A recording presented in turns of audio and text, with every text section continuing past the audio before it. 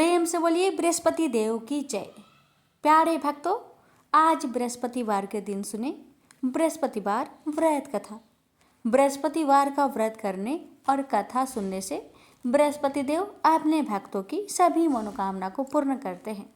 तो आइए रसपान करते हैं बृहस्पतिवार व्रत कथा। था प्राचीन काल में एक ब्राह्मण रहता था। वह बहुत निर्धन था। उसके कोई संतान नहीं थी।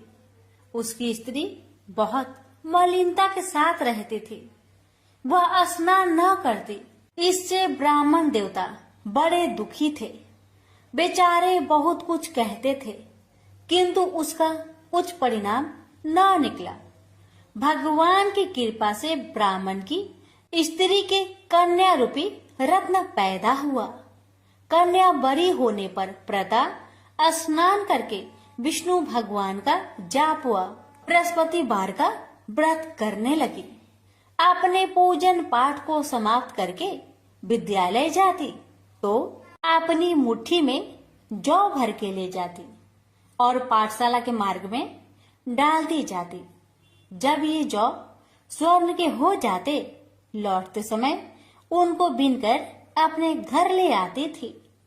एक दिन वह बालिका सूप में उस सोने की जौ को फटक कर साफ कर रही थी कि उसके माता ने देख लिया और कहा, हे बेटी, सोने की जौ के लिए सोने का सूप होना चाहिए। दूसरे दिन बृहस्पतिवार था। इस कन्या ने व्रत रखा और बृहस्पति देव से प्रार्थना करके कहा, मैंने आपकी पूजा सच्चे मन से की हो तो मेरे लिए सोने की सूप दे दो। बृहस्पति देव ने उसकी प्रार्थना स्वीकार कर लिए।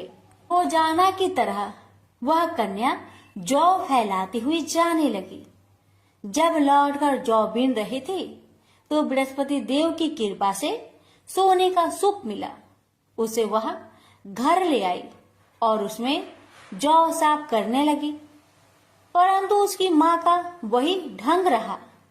एक दिन की बात है कि वह कन्या सोने के सूप में जौ साफ कर रही थी।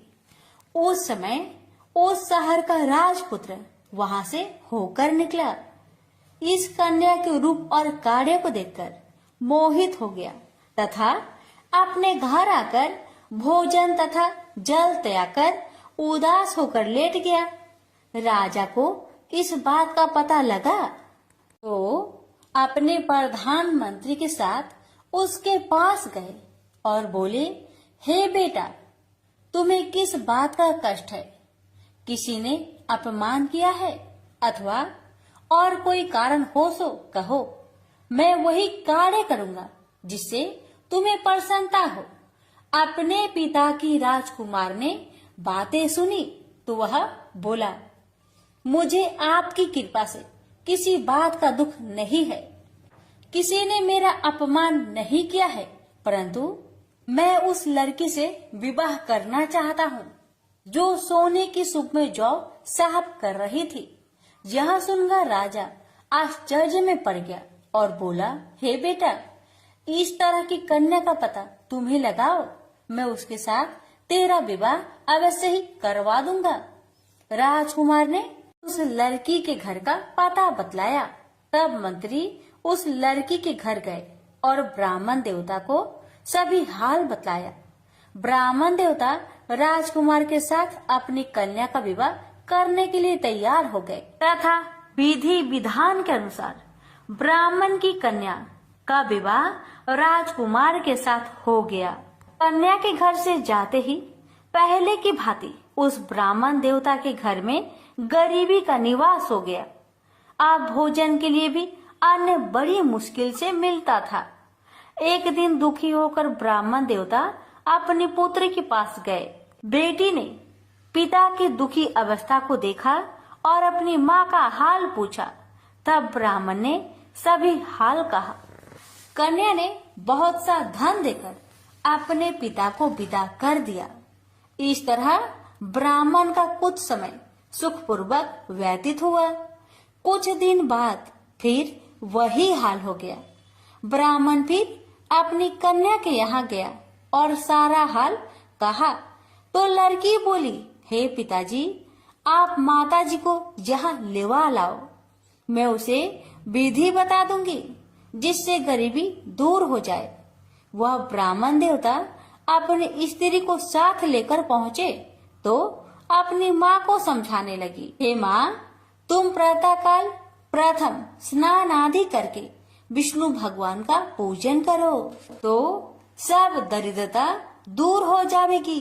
परंतु उसकी माँ ने एक भी बात नहीं मानी और प्रातःकाल उठकर अपनी पुत्री की बच्चों की जूठन को खा लिया। इससे उसकी पुत्री को बहुत गुस्सा आया और एक रात को कोठरी से सभी सामान निकाल दिया और अपनी माँ को उसमें बंद कर दिया। प्रातःकाल उसे निकाला तथा स्नान आदि करा के पाठ करवाया तो उसकी माँ की बुद्धि ठीक हो गई और फिर प्रत्येक बृहस्पतिवार को व्रत रखने लगी। इस व्रत के प्रभाव से उसके माँ बाप बहुत ही धनवान और पुत्रवान हो गए और बृहस्पति जी के प्रभाव से इस लोक के सुख भोग कर स्वर्ग को प्राप्त हुए। भी मिलकर बोलिए, विष्णु भगवान की जय। प्राचीन काल की बात है। किसी राज्य में एक बड़ा प्रतापी और दानी राजा राज्य करता था। वह हर गुरुवार को व्रत रखकर दीन दुखियों की मदद करके पुण्य प्राप्त करता था। परंतु ये बात उसकी रानी को अच्छी नहीं लगती थी। वह न तो व्रत करती थी और न ही दान पुण्य में विश्वास रखती थी। इतना ही नहीं, वह राजा को भी ऐसा करने से मना करती थी। एक समय की बात है। राजा शिकार खेलने के लिए वन में गए। घर पर रानी और दासी थी। उसी समय गुरु बृहस्पति देव साधु का रूप धारण कर राजा के दरवाजे पर भिक्षा मांगने आए। साधु ने जब रानी से भिक्षा मांगी तो वह कहने लगी, हे साधु महाराज, मैं इस दान और पुण्य से तंग आ गई हूँ। आप कोई ऐसा उपाय बताएं जिससे कि सारा धन नष्ट हो जाए और मैं आराम से रह सकूं। इतना सुनकर बृहस्पति देव ने कहा, हे देवी, तुम बड़ी विचित्र हो। संतान और धन से कोई दुखी होता है। अगर अधिक धन है तो उसे शुभ कार्यों में लगाओ, कुंवारी कन्याओं का विवाह कराओ, विद्यालय और बाग बगीचे का निर्माण कराओ, जिससे तुम्हारे दोनों लोग सुधरे। परंतु साधु की इन बातों से रानी को खुशी नहीं हुई। उसने कहा कि मुझे ऐसे धन की आवश्यकता नहीं है जिसे मैं दान दूं और जिसे संभालने में मेरा सारा समय नष्ट हो जाए। तब साधु ने कहा, अगर तुम्हारी ऐसी इच्छा है तो मैं जैसा तुम्हें बताता हूँ तुम वैसा ही करना। गुरुवार के दिन तुम घर को गोबर से लिपना, अपने बालों को पीली मिट्टी से धोना, राजा से हजामत बनाने को कहना, भोजन में मांस मदिरा का प्रयोग करना, कपड़े धोबी के यहाँ धुलने देना। इस प्रकार 7 बृहस्पतिवार करने से तुम्हारा समस्त धन नष्ट हो जाएगा। इतना कहकर साधु के रूप में बृहस्पति देव अंतर ध्यान हो गए। साधु के अनुसार कई बातों को पूरा करते हुए रानी को केवल 3 बृहस्पतिवार ही बीते थे कि उसकी समस्त धन संपत्ति नष्ट हो गई। भोजन के लिए राजा का परिवार तरसने लगा। तब एक दिन राजा ने रानी से बोला कि हे रानी, तुम यहीं रहो, मैं दूसरे देश को जाता हूँ, क्योंकि यहाँ पर सभी लोग मुझे जानते हैं, इसलिए मैं कोई छोटा कार्य नहीं कर सकता। ऐसा कहकर राजा दूसरे देश चला गया। वहां वह जंगल से लकड़ी काट कर लाता और शहर में बेचता। इस तरह वह अपना जीवन व्यतीत करने लगा। इधर राजा के परदेश जाते ही रानी और दासी दुखी रहने लगी। एक बार जब रानी और दासी को 7 दिन तक बिना भोजन के रहना पड़ा, तो रानी ने अपनी दासी से कहा, हे दासी, पासी के नगर में मेरी बहन रहती है। वह बड़ी धनवान है, तो उसके पास जा और कुछ ले आ, ताकि थोड़ी बहुत गुजर बसर हो जाए। दासी रानी की बहन के पास गई। उस दिन गुरुवार था और रानी की बहन उस समय बृहस्पतिवार व्रत की कथा सुन रही थी। दासी ने रानी की बहन को अपनी रानी का संदेश दिया, लेकिन रानी की बड़ी बहन ने कोई उत्तर नहीं दिया। जब दासी को रानी की बहन से कोई उत्तर नहीं मिला, तो वह बहुत दुखी हुई और उसे क्रोध भी आया। दासी ने वापस आकर रानी को सारी बात बता दी। ये सुनकर रानी ने अपने भाग्य को कोसा। उधर रानी की बहन ने सोचा कि मेरी बहन की दासी आई थी, परंतु मैं उससे नहीं बोली, इससे वह बहुत दुखी हुई होगी।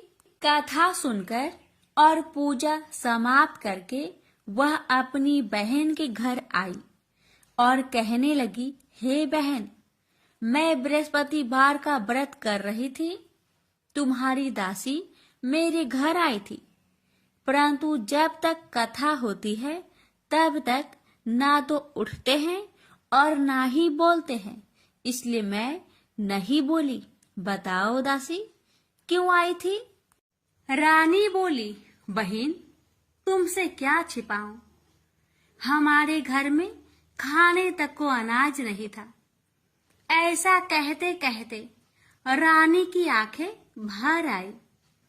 उसने दासी समेत पिछले 7 दिनों से भूखे रहने तक की बात अपनी बहन को विस्तार पूर्वक सुना दी। रानी की बहन बोली, देखो बहन, भगवान बृहस्पति देव सबकी मनोकामना को पूर्ण करते हैं। देखो, शायद तुम्हारे घर में अनाज रखा हो। पहले तो रानी को विश्वास नहीं हुआ, पर बहन के आग्रह करने पर उसने अपनी दासी को अंदर भेजा, तो उसे सचमुच अनाज से भरा एक घड़ा मिल गया। यह देखकर दासी को बड़ी हैरानी हुई। दासी रानी से कहने लगी, हे रानी, जब हमको भोजन नहीं मिलता तो हम व्रत ही तो करते हैं, इसलिए क्यों न इनसे व्रत और कथा की विधि पूछ ली जाए, ताकि हम भी व्रत कर सके। तब रानी ने अपनी बहन से बृहस्पतिवार व्रत के बारे में पूछा।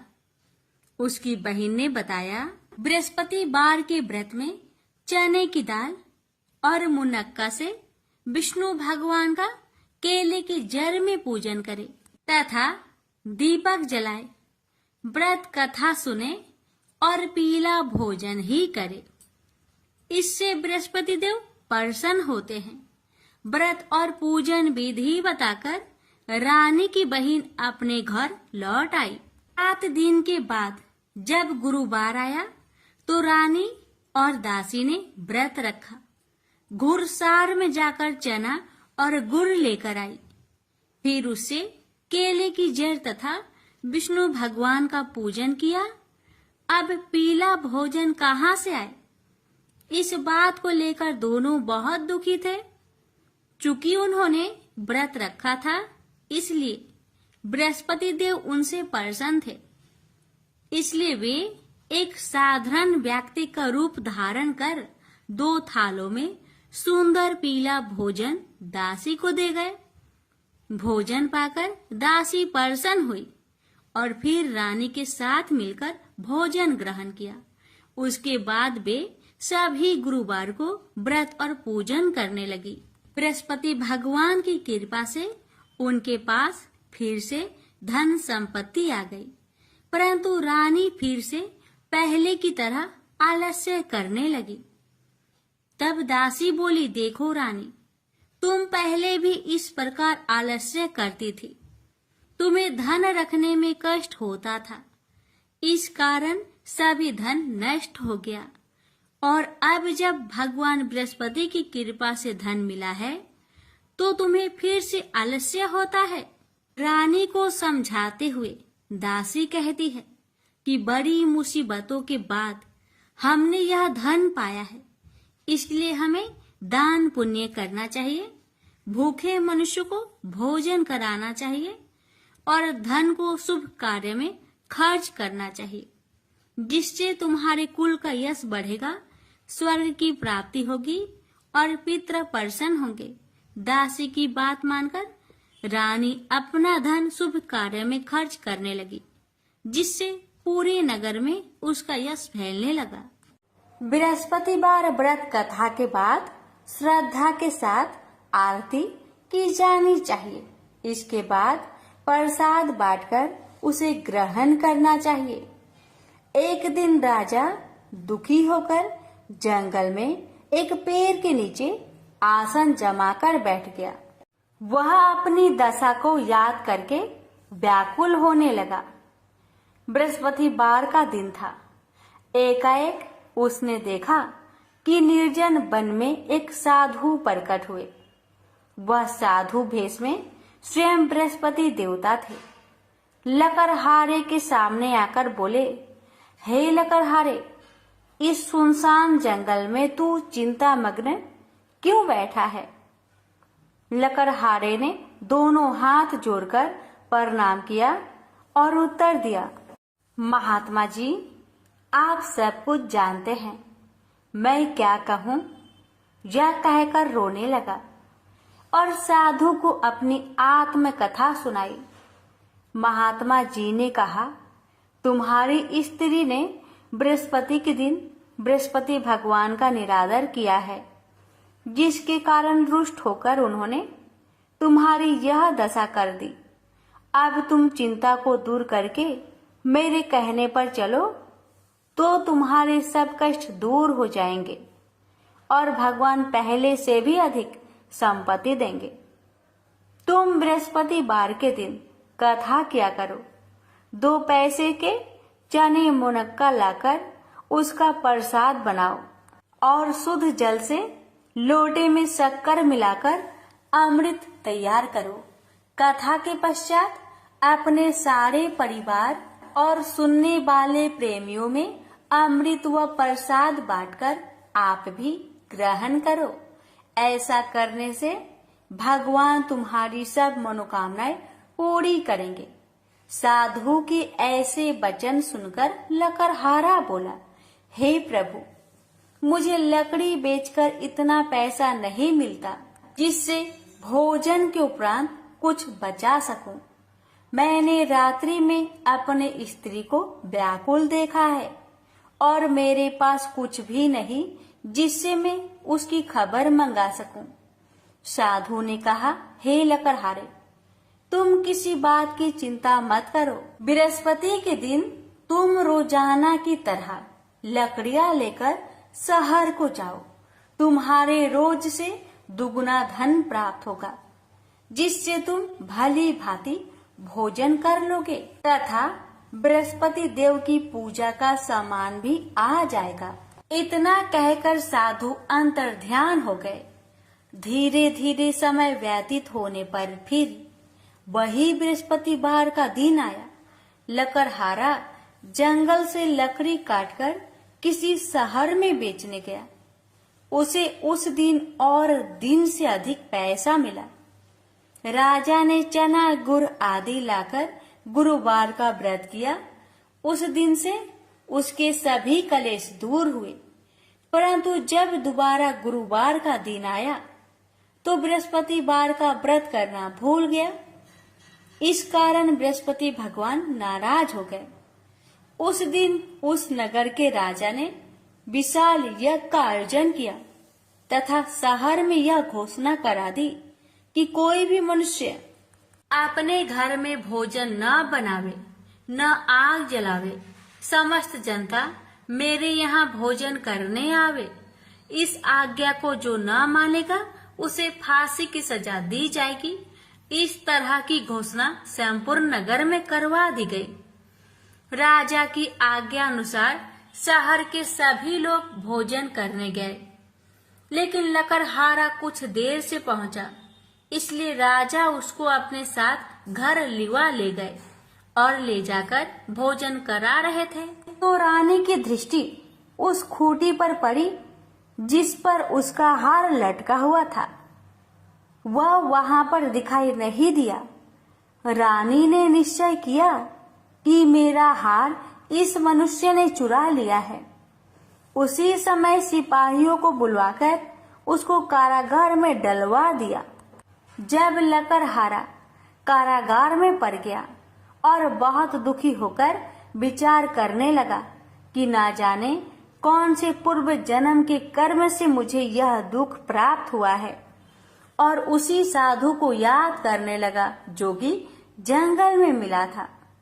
उसी समय तत्काल बृहस्पति देव साधु के रूप में प्रकट हुए और उसकी दशा को देखकर कहने लगे, अरे मूर्ख, तूने बृहस्पति देव की कथा नहीं करी, इस कारण तुझे दुख प्राप्त हुआ है। अब चिंता मत कर। बृहस्पतिवार के दिन कारागार के दरवाजे पर 4 पैसे पड़े मिलेंगे।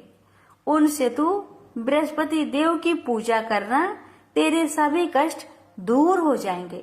बृहस्पति के दिन उसे 4 पैसे मिले। लकड़हारे ने कथा कही।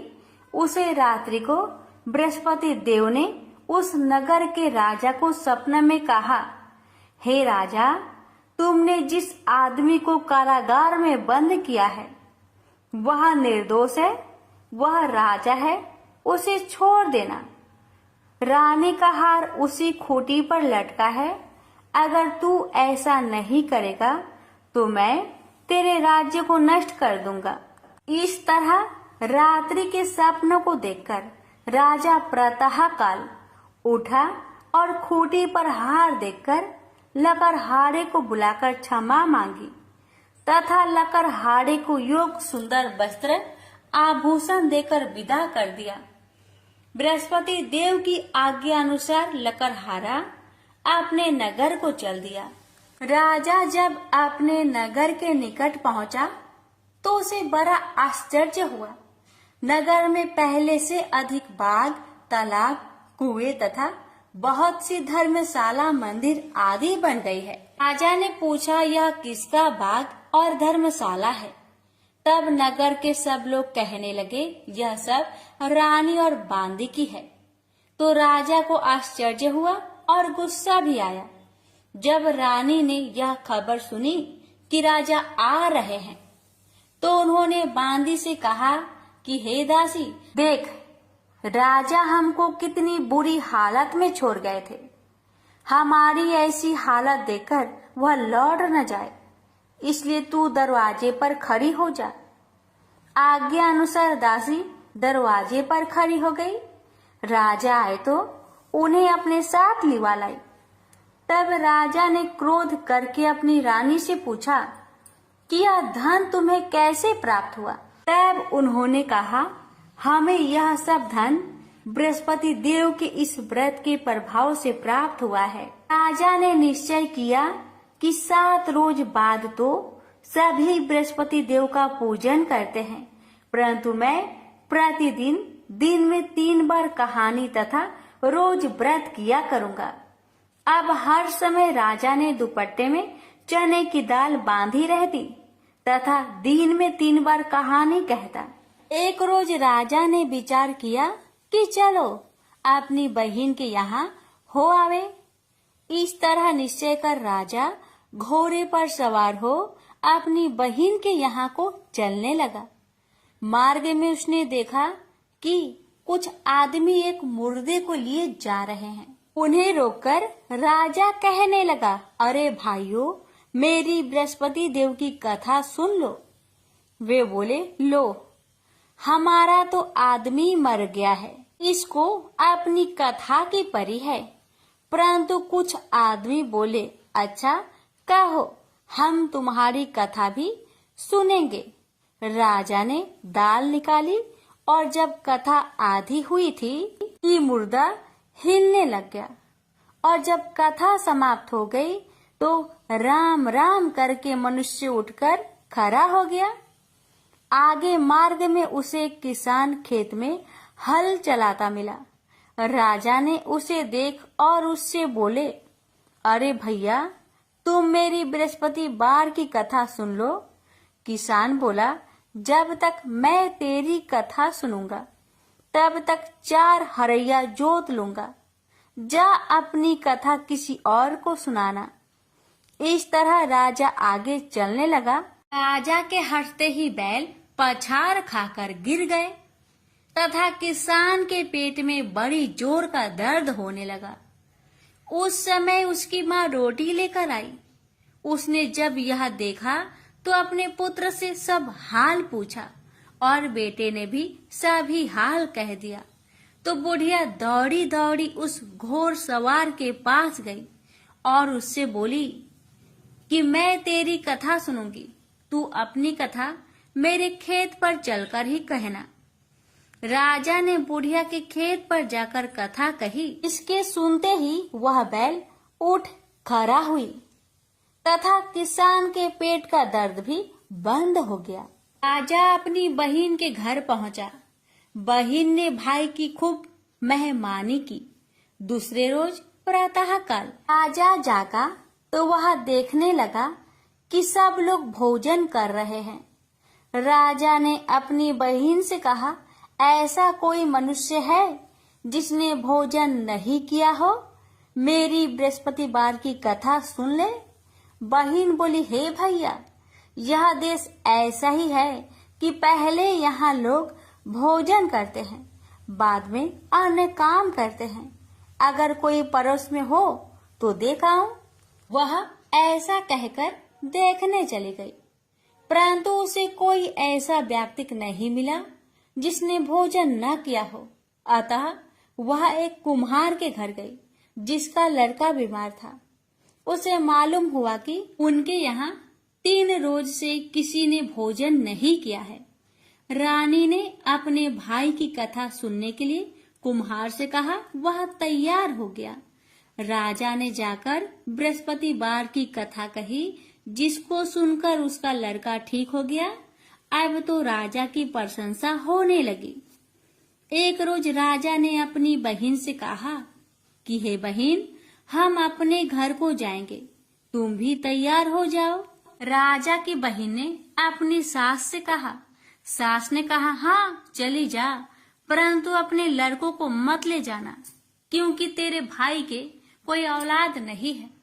बहन ने अपने भैया से कहा, हे भैया, मैं तो चलूंगी पर कोई बालक नहीं जाएगा। राजा बोला, जब कोई बालक नहीं चलेगा तब तुम ही क्या करोगी? बड़े दुखी मन से राजा अपने नगर को लौट आया। राजा ने अपनी रानी से कहा, हम निरवंशी है, हमारा मुंह देखने का धर्म नहीं है और कुछ भोजन आदि नहीं किया। रानी बोली, हे प्रभु, बृहस्पति देव ने हमें सब कुछ दिया है, वह हमें औलाद अवश्य देंगे। उसी रात को बृहस्पति देव ने राजा से सपने में कहा, हे राजा, उठ, सभी सोच त्याग दे, तेरी रानी गर्भ से है। राजा को यह बात सुनकर बड़ी खुशी हुई।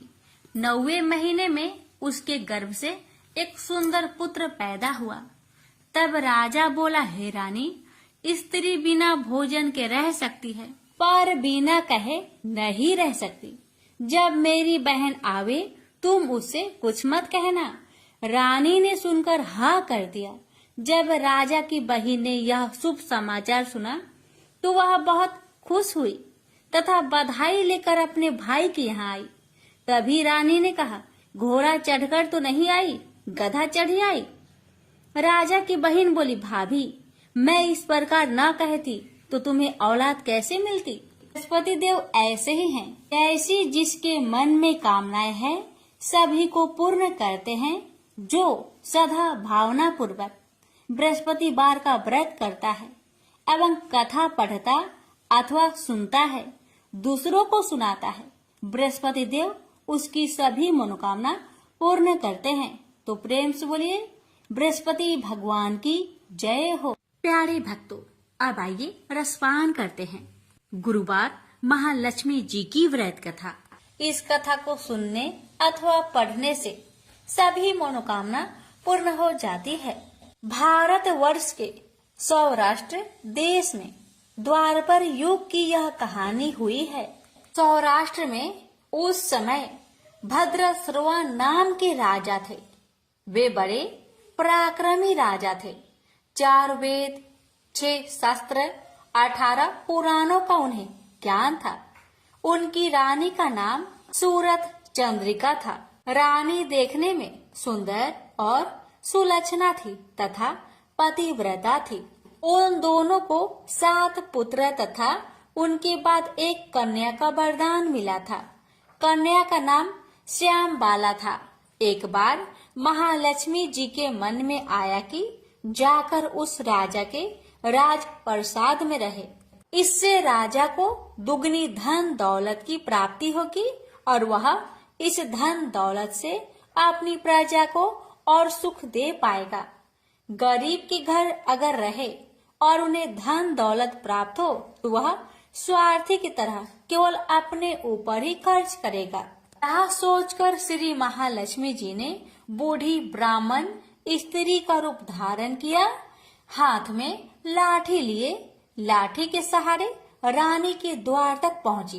यद्यपि उन्होंने बूढ़ी औरत का रूप धारण किया था, पर उनके चेहरे पर देवी का तेज था। उन्हें देखते ही एक दासी सामने आई।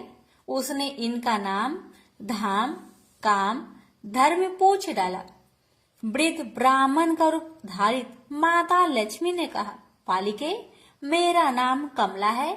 मेरे पति का नाम भुवनेश है। हम द्वारिका में रहते हैं। तुम्हारी रानी पिछले जन्म में एक वैश्य की पत्नी थी। वह वैश्य गरीब था। दरिद्र के कारण हर रोज घर में झगड़े होते थे तथा उसका पति रोज उसे मारता था। इन बातों से तंग आकर वह घर छोड़कर चली गई तथा वन जंगल में खाली पेट भटकने लगी। उसकी इस दुर्दशा पर मुझे दया आई। तब मैंने उसे सुख संपत्ति देने वाली श्री महालक्ष्मी जी की कथा सुनाई। मेरे कहने पर उसने श्री महालक्ष्मी जी का व्रत किया। श्री महालक्ष्मी जी प्रसन्न हुई। उसकी गरीबी दूर हुई। उसका घर संसार दौलत संतति संपत्ति से भर गया। बाद में पति पत्नी दोनों परलोक सिधारे। लक्ष्मी व्रत करने के कारण वे लक्ष्मी लोक में रहे। उन्होंने जितने साल महालक्ष्मी जी का व्रत किया उतने हजारों साल उन्हें सुख भोग मिला। इस जन्म में उनका जन्म राजघराने में हुआ है, परंतु वह श्री महालक्ष्मी जी का व्रत करना भूल गई है। उसे यह याद दिलाने मैं यहाँ आई हूँ।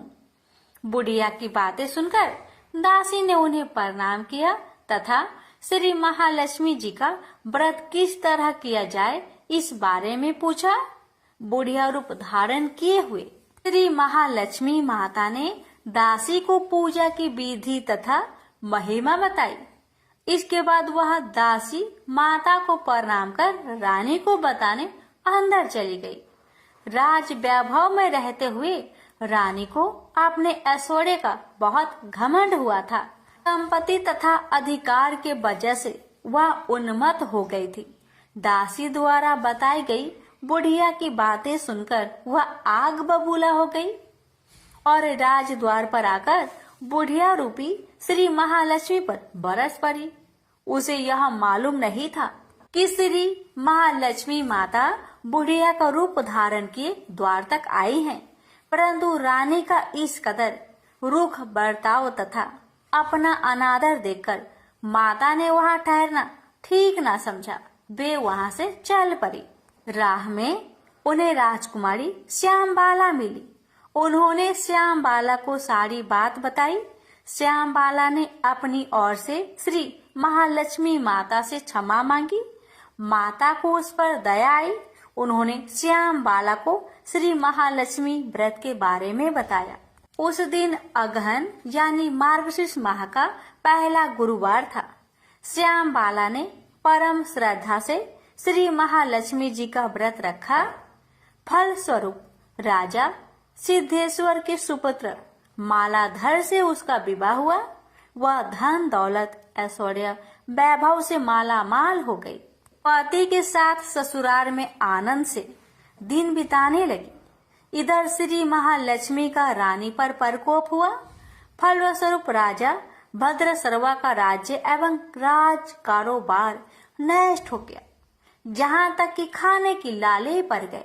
ऐसी हालात में एक दिन रानी ने राजा से निवेदन किया, हमारा दामाद इतना बड़ा राजा है, धनवान है, ऐश्वर्यशाली है, क्यों ना उसके पास जाए, अपना हाल उसे बताए, वह जरूर हमारी मदद करेगा। इस बात पर राजा भद्रसर्वा दामाद के पास रवाना हुए। राज्य में पहुंचकर एक तालाब के किनारे थोड़ी देर विश्राम लेने के लिए ठहरे। तालाब से पानी पीने आते जाते दासियों ने उन्हें देखा। उन्होंने विनम्रता से उनकी पूछताछ की। जब उन्हें यह मालूम हुआ कि वे रानी श्याम बाला के पिता है, तो दौड़ते हुए जाकर उन्होंने रानी को सारी बात बताई। रानी ने दासी के हाथ राज परिधान भेजकर बड़े ठाट से उनका स्वागत किया तथा आदर सत्कार किया, खान पान करवाया। जब वे लौटने लगे तो सोने की मोहरों से भरा घड़ा दिया। राजा भद्रसर्वा जब वापस लौटे तो उन्हें देखकर रानी सूरत चंद्रिका खुश हुई। उन्होंने सोने की मोहर से भरे घड़े का मुख खोला, पर हाय भगवान, घड़े में धन के बदले कोयले मिले। ये सब श्री महालक्ष्मी जी के प्रकोप से हुआ। इस प्रकार दुर्दशा में और कई दिन बीत गए। इस बार रानी स्वयं अपनी कन्या के पास गई। वह दिन अगहन माह का अंतिम गुरुवार था। श्याम बाला ने श्री महालक्ष्मी का व्रत किया, पूजा की, अपनी माता से भी व्रत करवाया। इसके बाद रानी अपने घर आई। श्री महालक्ष्मी का व्रत रखने पर उसे फिर से अपना राजपाट, धन दौलत, ऐश्वर्य प्राप्त हुआ। वह फिर से सुख शांति आनंदमय जीवन बिताने लगी। कुछ दिनों बाद राजकन्या श्याम बाला अपने पिता के घर आई। उसे अपने घर देखकर सूरत चंद्रिका को पुरानी बातें याद आई। यही कि श्याम बाला ने अपने पिता को घड़ा भर कोयला दिया था और उसने तो कुछ भी नहीं दिया था। इसी कारण श्याम बाला को पिता के घर आने पर उसका कोई आदर आतिथ्य नहीं हुआ, बल्कि अनादर हुआ। पर उसने इस बात का बुरा नहीं माना। अपने घर लौटते समय उसने पिता के घर से थोड़ा नमक ले लिया। अपने घर लौटने पर उसके पति ने पूछा, अपने मायके से क्या लाई हो? इस पर उसने जवाब दिया, वहाँ का सार लाई हूँ। पति ने पूछा, इसका मतलब क्या हुआ? श्याम बाला ने कहा, थोड़ी धीरज रखे, सब मालूम हो जाएगा। उस दिन श्याम बाला ने सारा भोजन नमक बिना डाले ही बनाया और परोसा। पति ने खाना चखा, सारा खाना नमक बिना था, इसलिए स्वाद न आया। फिर श्याम बाला ने थाली में नमक डाला, इससे सारा भोजन स्वादिष्ट लगने लगा। तब श्याम बाला ने पति से कहा, यही है वह मायके से लाया हुआ सार। पति को उसकी बात सही लगी। फिर वह दोनों हंसी मजाक करते हुए भोजन करने लगे। कहा गया है कि इस तरह जो कोई श्रद्धा भाव से श्री महालक्ष्मी जी का पूजा करे, उसे माता की कृपा प्राप्त होती है, सुख संपत्ति शांति प्राप्त होती है, सभी मनोकामनाएं पूरी होती है। परंतु यह सब प्राप्त होने पर माता की पूजा को भूलना नहीं चाहिए। हर गुरुवार को व्रत पाठ अवश्य करना चाहिए। इस तरह श्री महालक्ष्मी जी की महिमा भक्तों की मनोकामना पूरी करती है। प्रेम से बोलिए लक्ष्मी माता जी की जय। हे माँ, आपकी कथा कहने वाले पर सुनने वाले पर, हुकार भरने वालों पर अपनी कृपा सदा सर्वदा बनाए रखना, घर में सुख शांति बनाए रखना, भक्तों की हर मनोकामना को पूर्ण करना। बोलिए महालक्ष्मी माता जी की जय। अब आइए प्यारे भक्तजनों, हम सुनते हैं आरती। पहले सुनेंगे माता लक्ष्मी जी की आरती और फिर सुनेंगे बृहस्पति देव की आरती। लक्ष्मी माता की आरती। ओम जय लक्ष्मी माता, मैया जय लक्ष्मी माता, तुमको निस दिन सेवते हरि विष्णु विधाता। ओम जय लक्ष्मी माता। उमा रमा ब्रह्मानी तुम ही जग माता, मैया तुम ही जग माता। सूर्य चंद्रमा ध्यावते, सूर्य चंद्रमा ध्यावते, नारद ऋषि गाता। ओम जय लक्ष्मी माता। दुर्गा रूप निरंजनी, सुख संपत्ति दाता, मैया सुख संपत्ति दाता। जो कोई तुमको ध्याता, रिद्धि सिद्धि धन पाता। ओम जय लक्ष्मी माता। तुम्हें पाताल निवासिनी, तुम्हें ही शुभदाता, मैया तुम्हें ही शुभदाता। कर में प्रभाव प्रकाशिनी, भवनिधि की त्राता। ओम जय लक्ष्मी माता। जिस घर में तुम रहती, सब सद्गुण आता, मैया सब सद्गुण आता। सब संभव हो जाता, मन नहीं घबराता। ओम जय लक्ष्मी माता। तुम बिन यज्ञ न होते, वस्त्र न कोई पाता, मैया वस्त्र न कोई पाता। खाने पाने का वैभव सब तुमसे आता। ओम जय लक्ष्मी माता। शुभ गुण मंदिर सुंदर, क्षीरोदधि जाता, मैया क्षीरोदधि जाता। रत्न चतुर्दश तुम बिन कोई नहीं पाता। ओम जय लक्ष्मी माता। महालक्ष्मी जी की आरती जो कोई जन गाता, मैया जो कोई जन गाता।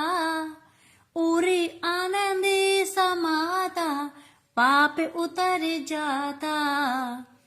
ओम जय लक्ष्मी माता। ओम जय लक्ष्मी माता, मैया जय लक्ष्मी माता। तुमको निस दिन सेवते हरि विष्णु विधाता। ओम जय लक्ष्मी माता। सब बोलिए लक्ष्मी माता की जय, लक्ष्मी नारायण जी की जय। आरती पूरी होने के बाद तुलसी में आरती जरूर दिखाना चाहिए। इसके बाद घर के लोगों को आरती लेनी चाहिए। अब श्रवण करें बृहस्पति देवता की आरती। ओम जय बृहस्पति देवा, जय बृहस्पति देवा। छीने छीने भोगे लगाऊं, कदली फल मेवा।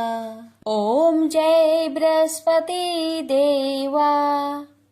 तुम पूर्ण परमात्मा, तुम अंतर्यामी। जगत पिता जगदीश्वर, तुम सबके स्वामी। ओम जय बृहस्पति देवा। चरणामृत निज निर्मल सब पातक के हरता सकल मनोरथ दायक कृपा करो भरता। ओम जय बृहस्पति देवा। तन मन धन अर्पण कर जो जन शरण परे प्रभु पर कट तब हो कर आकर द्वार खरे। ओम जय बृहस्पति देवा। दीन दयाल दयानिधि भक्तन हितकारी पाप दोष सब हरता भव बंधन हारी। ओम जय बृहस्पति देवा। सकल मनोरथ दायक सब संचय तारो विषय विकार मिटाओ संतन सुखकारी। ओम जय बृहस्पति देवा।